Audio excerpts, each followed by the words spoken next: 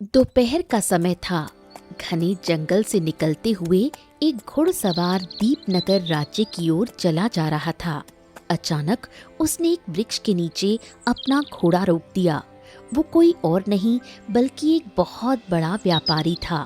उसे और उसके घोड़े दोनों को थकान महसूस हो रही थी। चल चल चल चल, आराम से आराम से आराम से।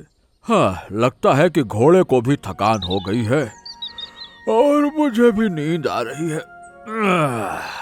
एक काम करता हूँ, थोड़ा वृक्ष के नीचे आराम कर लेता हूँ, फिर आगे की यात्रा जारी रखता हूँ।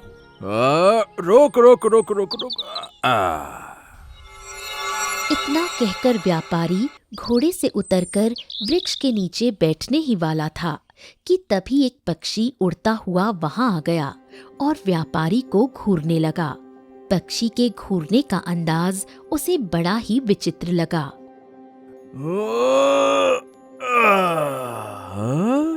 बाप रे, ये पक्षी तो बड़ा ही विचित्र लग रहा है, हैं? चल खैर। व्यापारी कुछ देर तक पक्षी को देखता रहा और फिर सो गया। कुछ देर बाद वो सोकर उठा और अपने घोड़े पर बैठकर आगे बढ़ने लगा। तभी उसे दो रास्ते नजर आए। वो चौंक गया। हैं? हे भगवान, यहाँ तो दो रास्ते नजर आ रहे हैं। अब ये दीपनगर जाने का रास्ता कौन सा हो सकता है?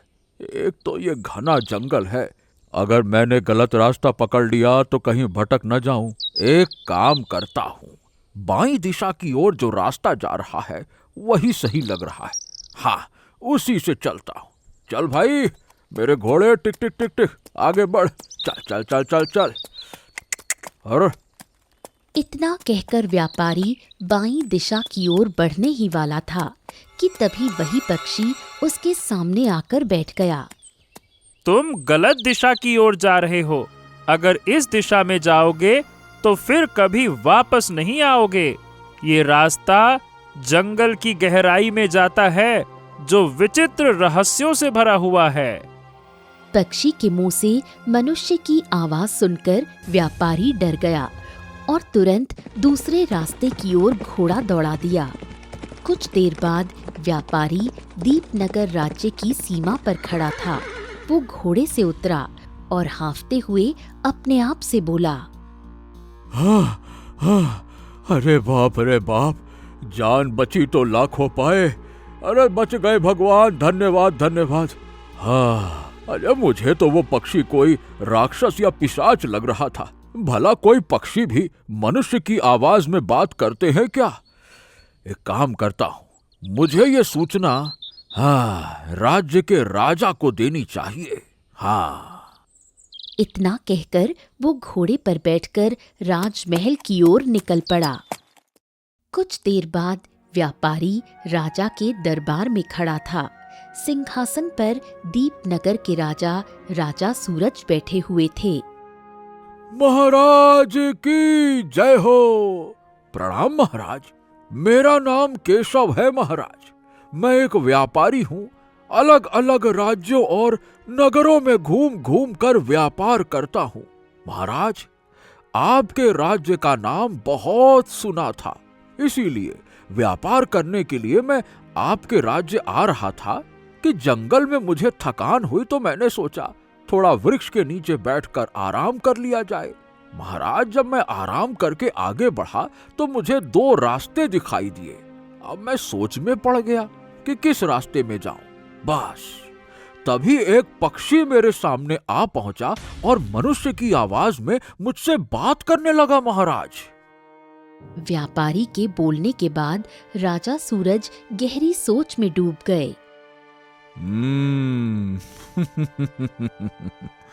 व्यापारी, तुम पहले नहीं हो जिससे उस रहस्यमयी पक्षी ने बात की हो। इससे पहले भी न जाने कितने यात्री और व्यापारी उसकी शिकायत लेकर मेरे पास आ चुके हैं। न जाने उस जंगल की गहराई में ऐसा क्या है कि वो पक्षी हमेशा लोगों को वहां जाने से रोक देता है। लेकिन हम चुप इसलिए हैं क्योंकि वो किसी का नुकसान नहीं करता और दीपनगर जाने का सही रास्ता ही तो बताता है। तो इसमें समस्या कोई दिखती नहीं है। ये सुनकर व्यापारी सोच में पड़ गया। अब कायदे से तो आप ठीक कह रहे हैं महाराज, लेकिन फिर भी एक पक्षी का मनुष्य की आवाज में बात करना मतलब पहली बार जो देखेगा वो तो अंदर से कांप जाए। बड़ा विचित्र है। मुझे लगता है कि कहीं आगे जाकर वो पक्षी कोई खतरा ना खड़ा कर दे। चलिए आज्ञा दे महाराज, आपका बहुत बहुत धन्यवाद। धन्यवाद। इतना कहकर व्यापारी वहां से चला गया। राजा सूरज फिर सोच में डूब गए। पिताजी, काफी समय हो गया उस पक्षी के बारे में सुनते सुनते। अब तो मेरे कान थक गए हैं। मुझे आप आज्ञा दें, मैं इस रहस्य का पता लगा कर ही रहूंगा। ये क्या बकवास कर रहे हो राजकुमार अर्जुन? वो पक्षी जंगल की गहराई में ना जाने की चेतावनी देता है। क्या पता वहां क्या हो, और तुम उसके रहस्य का पता लगाना चाहते हो? ये तो पागलपन है। अब कुछ भी हो पिताजी, लेकिन मैं उस पक्षी के रहस्य का पता जरूर लगाऊंगा। आखिर वो कौन सा पक्षी है जो मनुष्य की आवाज में बात करता है? उसका रहस्य क्या है? आज्ञा दें पिताजी। इतना कहकर राजकुमार अर्जुन वहां से निकल गया। राजकुमार अर्जुन घोड़े पर सवार होकर सीधा जंगल की ओर गया और उसी स्थान पर पहुंचा जहां दो रास्ते बने थे। जैसे ही वो जंगल की गहराई वाले रास्ते पर घोड़ा दौड़ाने लगा, वही पक्षी रंग बिरंगी किरणों के साथ प्रकट हुआ। आगे मत जाओ, आगे जंगल की गहराई है जो बहुत खतरनाक है। वहाँ हमेशा रहस्यमयी जीव और विचित्र घटनाएं होती रहती हैं। हम हैं राजकुमार अर्जुन। हमारी परवरिश इस तरह से हुई है कि चाहे कितना भी खतरनाक और ताकतवर प्राणी सामने आ जाए, हमें डरना नहीं सिखाया गया।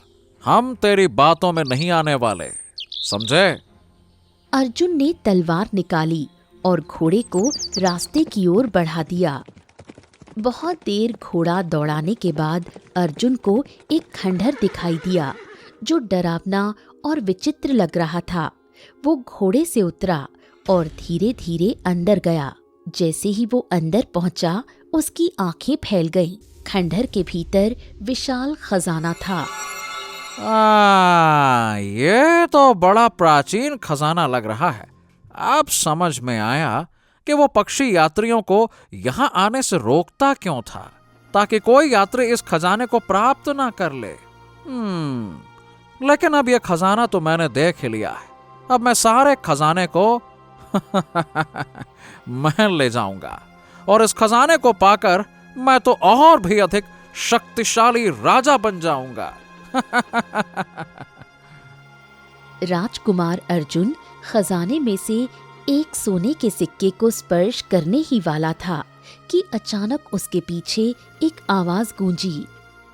रुक जाओ, वो खजाना श्रापित है, उसे हाथ मत लगाना। अर्जुन पीछे पलटा। वहां एक बूढ़ा साधु खड़ा था। तुम कौन हो अब? एक साधु जो हमेशा से इस खजाने को लोगों द्वारा लेने से रोकता आया है, क्योंकि हम जानते हैं कि यह एक खजाना श्रापित है। इस खजाने को तुम जैसे ही स्पर्श करोगे, तुम्हें कौन सा श्राप लगेगा ये तो हम भी नहीं जानते। श्राप? अरे फिर तो तुम कोई मूर्ख साधु होगे। अरे खजाना श्रापित है ये तो जानते हो, और स्पर्श करने के बाद क्या श्राप होगा ये नहीं जानते। अरे ओ भाई पागल बुड्ढे, ये अटखेलियां किसी और के साथ करना। हम राजकुमार हैं, राजकुमार। ना तो हम किसी से डरते हैं और ना ही श्राप का हमें खौफ है। चलो दफा हो जाओ यहां से, जाओ। इतना कहकर अर्जुन ने तुरंत सोने के सिक्के को उठा लिया। अगले ही पल रंग बिरंगी किरणें उस पर पड़ी और वो पत्थर में बदलना शुरू हो गया। हाँ अरे ये क्या था? ये क्या था? मुझे मुझे मुझे क्या हो रहा है? अरे मैं ये क्या मैंने ये क्या हो रहा है? देखो देखो देखो। ओ मैंने कहा तो था कि मुझे भी नहीं पता कि तुम्हें कौन सा श्राप लगेगा। तुम्हें पत्थर बनने का श्राप लगा है। अब तुम पत्थर में बदल जाओगे। कुछ ही क्षणों में राजकुमार अर्जुन पूरी तरह पत्थर बन गया। साधु धीरे धीरे कदमों से खंडहर से बाहर निकलकर जंगल की गहराइयों में गुम हो गया। अगले दिन जब राजकुमार अर्जुन वापस नहीं लौटा, राजा सूरज चिंता में पड़ गए। कुछ दिन बीत गए लेकिन अर्जुन नहीं लौटा। राजा सूरज ने तुरंत सेनापति को बुलवाया। सेनापति, मेरा पुत्र जरूर उस स्थान पर गया होगा जहां यात्रियों को वो रहस्यमयी पक्षी मिलता है। मुझे लग रहा है कि वो उसी रास्ते पर चला गया होगा और अभी तक वापस नहीं आया। एक काम करो, अपने सैनिकों को लेकर वहां जाओ और पता लगाओ कि मेरा पुत्र ठीक है या फिर नहीं। जी महाराज, बिल्कुल। आपके आदेश देने से पहले ही मैंने सैनिकों से बातचीत की थी। हमें भी राजकुमार की उतनी ही चिंता है जितनी आपको है महाराज। लेकिन महाराज, बात यह है कि सभी सैनिकों ने उस रास्ते पर जाने से मना कर दिया है, क्योंकि उस रास्ते के आगे जंगल की गहराई है और वहां विचित्र घटनाएं होती रहती हैं। कहते हैं कि आज तक जो भी गया है वो कभी वापस नहीं लौटा है। ये सुनकर राजा सूरज चौंक गए। क्या? वापस नहीं लौटा? इसका क्या मतलब है? महाराज, वर्षों पहले की बात है। कहते हैं कि उस जंगल की गहराई में एक राक्षस का शासन था। धीरे धीरे राक्षस का डर लोगों में बढ़ता चला गया और लोगों ने वहां जाना बंद कर दिया। राजा सूरज क्रोधित हो उठे। ओह, तो क्या हमारे राज्य में कोई भी इतना वीर मनुष्य नहीं है जो जंगल की गहराई में जाने की हिम्मत कर सके? सबके सब नपुंसक हैं क्या? महाराज, क्या है कि सबको अपने अपने परिवारों की चिंता है ना। तो जाओ, जाकर पूरे राज्य में ऐलान कर दो कि जो भी जंगल की गहराई में जाकर हमारे पुत्र को ढूंढ कर लाएगा, राजकुमार अर्जुन को वापस लाएगा, हम उसे मुंह मांगा इनाम देंगे। भले ही इनाम में वो हमसे हमारा आधा राज्य ही क्यों न मांग ले। जाओ, ऐलान करवाया जाए। सेनापति तुरंत दौड़कर ऐलान कर देता है। कुछ ही देर में दीपनगर राज्य में जंगल की गहराई की खबर आग की तरह फैल गई। हरियालीपुर गांव में आदित्य नाम का एक शिकारी रहता था। वो अपने घर पर उदास बैठा था। उसकी 10 वर्षीय पुत्री राधा चारपाई पर बीमार अवस्था में पड़ी थी। उसकी पत्नी गौरी रो रही थी। अरे गौरी, तुम भी काहे चिंता करती हो? हमारी पुत्री ठीक हो जाएगी। हाँ, अभी भी मुझसे झूठ बोल रहे हो? क्या तुमने वैद्य जी की बात नहीं सुनी? हमारी राधा को केवल एक विशेष जड़ी बूटी ही बचा सकती है, जो दीपनगर राज्य के बड़े औषधालय में रखी है। उसकी कीमत 10,000 सोने के सिक्के हैं। अगर वो जड़ी बूटी नहीं मिली तो वो नहीं बचेगी। बताओ, 10,000 सोने के सिक्के कहाँ से लाओगे तुम? आदित्य निराश हो गया। उसकी आंखों में आंसू भर आए। कितनी बार कहा था तुमसे शिकार करना छोड़ दो, लेकिन तुम नहीं माने। जरूर किसी निर्दोष पक्षी या जीव का श्राप लगा है हमारी बेटी को। आदित्य की आंखों से आंसू बहने लगे। धीरज रखो गौरी, मैं कुछ भी करूंगा, लेकिन अपनी राधा को कुछ नहीं होने दूंगा। मैं कहीं से भी 10,000 सोने के सिक्के लेकर आऊंगा और जड़ी बूटी जरूर खरीदूंगा। तुम देखना, मैं लेकर आता हूँ। इतना कहकर आदित्य उदास मन से घर से बाहर निकला। तभी उसके पड़ोस में रहने वाला उसका मित्र बलराम उसे मिल गया। आहा, अरे भाई आदित्य, मैं तो तुम्हारे पास ही आ रहा था। हैं? क्यों बलराम भैया, क्या बात है? अरे भैया, क्या तुमने राजा सूरज का ऐलान नहीं सुना क्या? इतना कहकर बलराम राजा सूरज का ऐलान आदित्य को सुनाता है। ऐलान सुनकर आदित्य चौंक जाता है। समझे? अब तुम ही तो वो इकलौते शिकारी हो आदित्य। अरे भाई, बरसों पहले तुम अपने मित्र अशोक के साथ इस जंगल में गए थे, और तुम पहले ऐसे व्यक्ति हो जो जंगल की गहराई से वापस आ गए थे। दिमाग लगाओ, अगर तुम राजकुमार अर्जुन को जंगल की गहराई से सुरक्षित राजमहल तक ले आए तो राजा सूरज तुम्हें मुंह मांगा इनाम देगा। तुम्हारे पुत्र का इलाज आसानी से हो जाएगा। ये सुनकर आदित्य रुक गया, फिर सीधे अपने कदम राजमहल की ओर मोड़ दिए। राजा सूरज चिंतित अवस्था में सिंहासन पर बैठे थे। तभी आदित्य दरबार में पहुंचा। मैंने सुना है कि राजकुमार अर्जुन जंगल की गहराई में जाकर लापता हो गए हैं और कोई भी जंगल की गहराई में जाने के लिए तैयार नहीं है महाराज। आपने ये ऐलान किया है कि जो भी आपके पुत्र को ढूंढ कर लाएगा आप उसे मुंह मांगा इनाम देंगे। हाँ आदित्य, तुमने बिल्कुल सही सुना। हाँ तो महाराज, मैं जंगल की गहराई में जाने के लिए तैयार हूँ।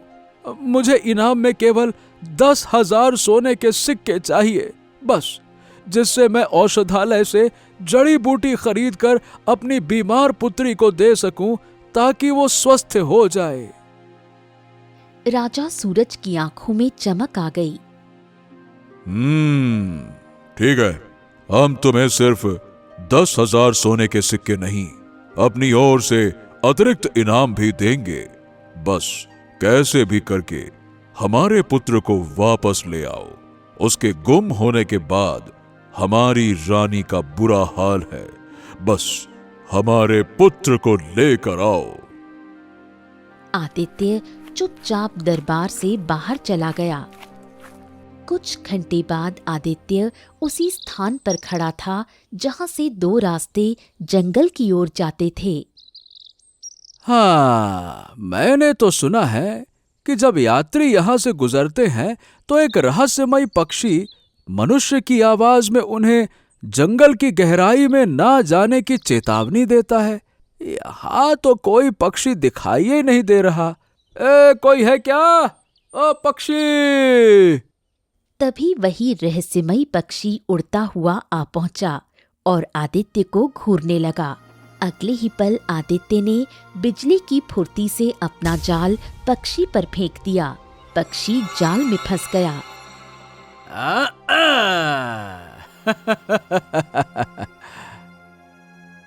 अरे अब मुझे छोड़ दो मुझे, छोड़ो।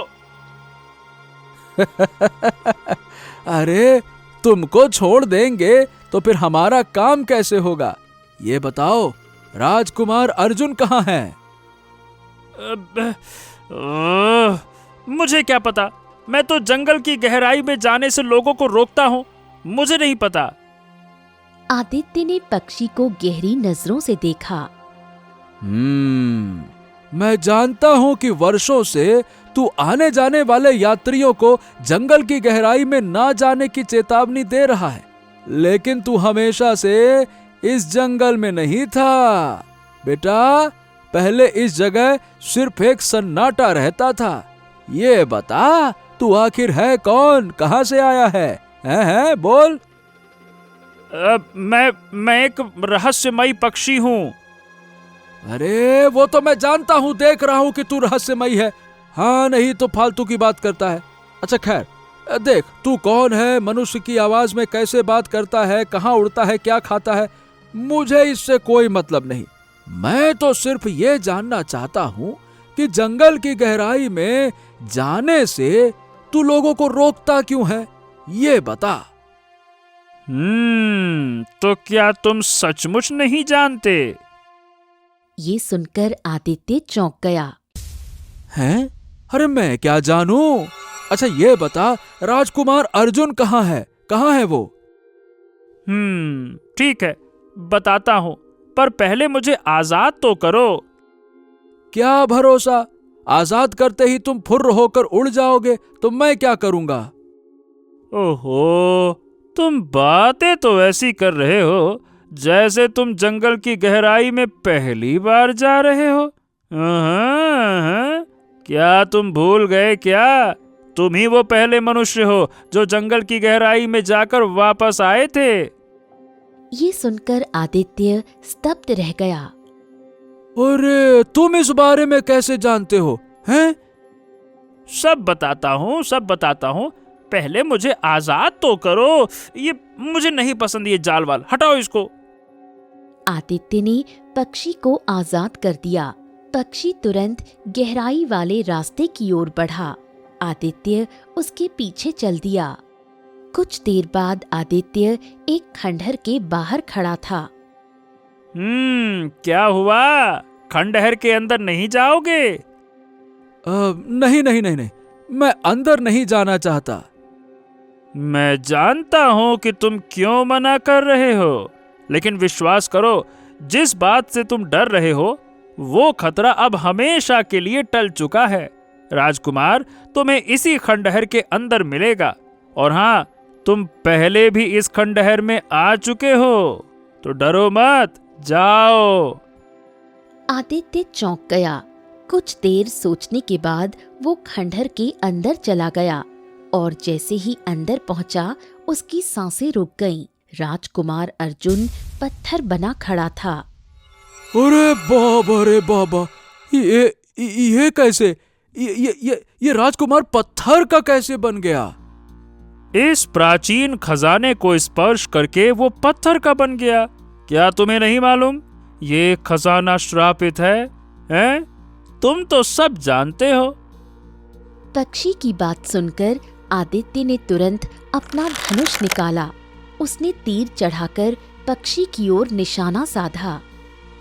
ओह, सच बता, तू है कौन और मेरे बारे में इतना सब कुछ कैसे जानता है? और ये भी बता कि राजकुमार अर्जुन पत्थर का कैसे बना? जल्दी बता, नहीं मैं तीर छोड़ रहा हूँ, बोल। अगले ही पल वो पक्षी रंग बिरंगी किरणों के बीच एक सुंदर युवक में परिवर्तित हो गया। उसे देखकर आदित्य चौंक गया। अरे अशोक, तू? हाँ, मैं अशोक, तेरा मित्र। तू तो मुझे मारकर, मुझे मरा हुआ समझकर छोड़कर भाग गया था। हाँ, मैं सब जानता हूँ तेरे दिमाग में अभी क्या चल रहा है। तू यही सोच रहा है ना कि इस खंडहर के अंदर एक राक्षस का शासन था और वो राक्षस कहाँ गया, यही सोच रहा है ना? तो सुन। अशोक की आंखों में आंसू आ गए। पक्षी के रूप में मैं ही था। मैं जानबूझकर यात्रियों को जंगल की गहराई में न आने की चेतावनी देता था। मुझे पता था कि एक ना एक दिन ये बात राजा महाराजा तक जरूर पहुंचेगी। या तो राजा अपने किसी प्रिय को यहाँ भेजेंगे या स्वयं आएंगे। जंगल की गहराई में जाने का मतलब है इस खंडहर तक पहुंचना, और इस खंडहर में ये प्राचीन खजाना रखा हुआ है। और मनुष्य का स्वभाव तो होता ही है लालच करना। लालची मनुष्य सब कुछ भूल जाता है, जैसे हम और तुम भूल गए थे। अगर राजमहल का कोई व्यक्ति इस खजाने को हाथ लगाएगा तो वो पत्थर का बन जाएगा, और जंगल की गहराई में आने के लिए कोई तैयार नहीं होता सिवाय तेरे, क्योंकि केवल तू ही था जो जंगल की गहराई से जिंदा बचकर गया था। अशोक की आंखों से आंसू बहने लगे। तू तो मेरा मित्र था ना रे, फिर क्यों? क्यों? इतना कहकर अशोक की आंखें पुरानी यादों में डूब गईं। हरियालीपुर गांव में अशोक और आदित्य दो शिकारी रहते थे। दोनों गहरे मित्र थे। एक दिन शिकार करके वापस लौटते समय आदित्य की नजर जंगल की गहराई वाले रास्ते पर पड़ी। बड़ा मजा आया शिकार करके, शिकार करके। अरे ए अशोक, ये क्या? इस जंगल की गहराई में ऐसा क्या है कि कोई भी डर के कारण वहां जाता नहीं है? ये क्या चक्कर है? अरे मुझको क्या पता, ये लोगों का कुछ भी है। कभी किसी से डरेंगे, कभी किसी से डरेंगे। तभी अचानक एक आवाज उनके कानों में गूंजी। जंगल की गहराई में एक राक्षस का शासन है। अशोक और आदित्य चौंके। उन्होंने पीछे देखा, एक साधु खड़ा था। राक्षस मतलब? जंगल की गहराई में एक खंडहर है। उस खंडहर में खजाना रखा है। उस खजाने की रक्षा एक राक्षस करता है। वो राक्षस बरसों पहले एक डाकू था। आने जाने वाले यात्रियों को लूटकर उनका सोना चांदी खंडहर में छुपाया करता था। एक दिन साधु ने क्रोधित होकर उसे श्राप दिया और वो राक्षस बन गया। अब जो भी खंडहर में जाता है उसके मन में लालच जाग जाता है। वो अच्छाई भूल जाता है और राक्षस का शिकार हो जाता है। इसीलिए लोग डर के कारण अब जंगल की गहराई में नहीं जाते। इतना कहकर साधु चला गया। साधु की बात सुनते ही आदित्य के मन में लालच आ गया। आहा, ए अशोक, चल चल चल चल चल, खंडहर के अंदर चलते हैं, चलना। अरे तू क्या पागल वागल हो गया क्या? है मरना है क्या? अरे साधु महाराज ने साफ साफ कहा है अंदर राक्षस का शासन है, और तू बोलता है खंडहर के अंदर चल। नहीं तो। अरे थोड़ा सा खतरा उठाने में क्या जाता है? तू ये सोच, अगर हमने थोड़ा सा भी खजाना पा लिया तो हमारी गरीबी खत्म हो जाएगी, हम अमीर बन जाएंगे। ये सोचना।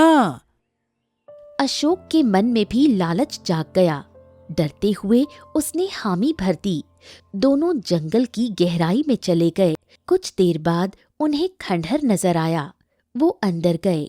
वहां खजाने का ढेर लगा था। खजाना देखकर आदित्य की आंखें चमक उठी। अशोक भी खुशी से चिल्लाया, ये! अरे मित्र, हम तो धनवान हो गए, धनवान हो गए, धनवान हो गए। अब सारा खजाना हमारा है। ये!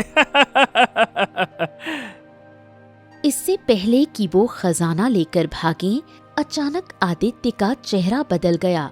उसकी आंखों में लालच पूरी तरह भर गया। उसने अशोक पर तीर तान दिया। ये क्या कर रहे हो मित्र? ये क्या है? तूने सही कहा, ये सारा खजाना हमारा नहीं, मेरा है। मैं लूंगा इसको। मैं अशोक कुछ समझ पाता इससे पहले आदित्य ने तीर चला दिया। अशोक घायल होकर जमीन पर गिर पड़ा। तभी एक भयानक आवाज गूंजने लगी। काला धुआं फैल गया। आदित्य डर गया। इसका मतलब वो साधु सही कह रहा था। मुझे भागना होगा। हे भगवान। आदित्य अशोक को वहीं छोड़कर भाग गया। कुछ ही देर में राक्षस प्रकट हुआ। उसने घायल अशोक को देखा और भयावह हंसी हंसा।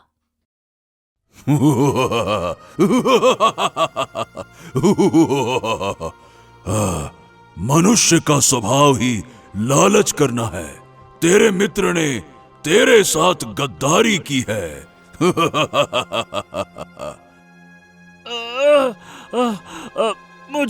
मुझे ऐसी उम्मीद नहीं थी। एक काम करो, मुझे मार दो। ऐसे संसार में मुझे नहीं रहना। मुझे मार दो। कैसे व्यक्ति हो तुम? क्या तुम बदला नहीं लेना चाहते? बदला कैसे लूं? तीर मेरे शरीर में घुसा है और ज्यादा देर तक अरे रे, मैं जीवित नहीं रह सकता तो बदला कौन लेगा? मैं भी कभी डाकू था, फिर श्राप से राक्षस बन गया। अब हालांकि मैं बुढ़ा हो गया हूँ और कुछ समय बाद मर भी सकता हूँ। अगर तुम चाहो तो मैं तेरे शरीर के अंदर प्रवेश कर जाऊंगा। तुझे नया जीवन मिल जाएगा, तुझ में शक्तियां आ जाएंगी। तू किसी भी जानवर या पक्षी में बदल सकेगा और फिर अपने मित्र से बदला ले लेना। ये सब कुछ तेरे हाथ में होगा। अशोक गहराई से सोच में पड़ गया। हाँ, मुझे मंजूर है। अगले ही पल राक्षस काले धुएं में बदलकर अशोक के शरीर में समा गया। अशोक का घायल शरीर ठीक हो गया और वो रंग बिरंगी किरणों में बदलकर एक पक्षी बन गया। अशोक की बात सुनकर आदित्य के हाथ कांप उठे। खंडहर के अंदर तनाव और गहरी खामोशी फैल गई थी। तुझे लगता होगा कि तेरे तीर से घायल होकर मैं मर गया हूँगा, लेकिन देख मैं तेरे सामने खड़ा हूँ और अब तेरी बारी है आदित्य, तेरी बारी। अशोक की आंखों में बदले की आग थी। तेरे ऊपर तीर चलाने के बाद मुझे बहुत पछतावा हुआ था। मैंने गांव वालों से झूठ कहा कि तू जंगल में खो गया, लेकिन मुझे मेरे पाप की सजा मिल गई। मेरी पुत्री बहुत बीमार है। कृपया किसी तरह राजकुमार अर्जुन को सही कर दे। मैं राजा सूरज से 10,000 सोने के सिक्के लेकर जड़ी बूटी खरीदकर अपनी पुत्री को दे दूंगा। उसके बाद मैं स्वयं यहाँ आ जाऊंगा। तू ले लेना बदला, मार डालना मुझे। अपनी जिंदगी नहीं, अपने बच्चे की जिंदगी चाहिए। नहीं, ऐसा हरगिज नहीं, किसी भी कीमत पर नहीं हो सकता। इस खजाने को मेरे शरीर में मौजूद उस राक्षस ने श्रापित किया है। राजकुमार अर्जुन तभी अपने असली हालत में आएगा जब मैं तुझे मार दूंगा, और यही सौदा मैंने राक्षस से किया था। अगले ही पल रंग बिरंगी किरणों के बीच एक साधु प्रकट हुआ। वही साधु जिसने वर्षों पहले आदित्य और अशोक को जंगल की गहराई के बारे में बताया था। तुम्हारे मित्र की कोई गलती नहीं है। क्या? अब आप ये क्या कह रहे हैं साधु महाराज? आदित्य ने ही मुझे तीर मारकर मारा था, मुझे खत्म करने का प्रयास किया, इसके मन में लालच आ गया था। जब मैंने तुम दोनों को मना किया था कि जंगल की गहराई में मत जाओ, तो कहा था खंडहर में जो भी जाता है उसके मन में बुराई बस जाती है। तुम दोनों अंदर गए और लालच तुम दोनों में था। तुम भी खुशी से चिल्ला रहे थे, खजाना मिल गया, खजाना मिल गया। बस फर्क इतना था कि आदित्य का लालच ज्यादा तेजी से बढ़ गया था, इसीलिए उसने तुम्हें घायल कर दिया ताकि वो पूरा खजाना ले सके, और राक्षस के डर से भाग निकला। राक्षस ने तुम्हारा फायदा उठाया। वो पहले से ही बीमार था, उसे एक इंसानी शरीर की आवश्यकता थी, इसीलिए उसने तुमसे सौदा किया और तुम्हारे अंदर प्रवेश किया। उसने तुम्हारे भीतर बदले की आग भड़काई।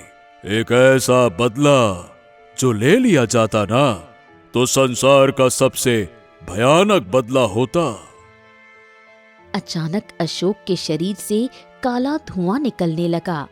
वो धुआं आकार लेता हुआ राक्षस में बदल गया। बरसों पहले तुझे एक साधु ने राक्षस बनने का श्राप दिया था। वो गलत था। तुझे राक्षस नहीं, राख बन जाने का श्राप मिलना चाहिए था, राख बनने का। ओम साधु ने मंत्र पढ़ना शुरू किया। राक्षस चीखा, उसके शरीर में आग लग गई। कुछ ही क्षणों में वो जलकर राख में बदल गया। उसी पल रंग बिरंगा प्रकाश फैला और राजकुमार अर्जुन सही हो गया। वो घबराकर साधु के पैरों में गिर पड़ा।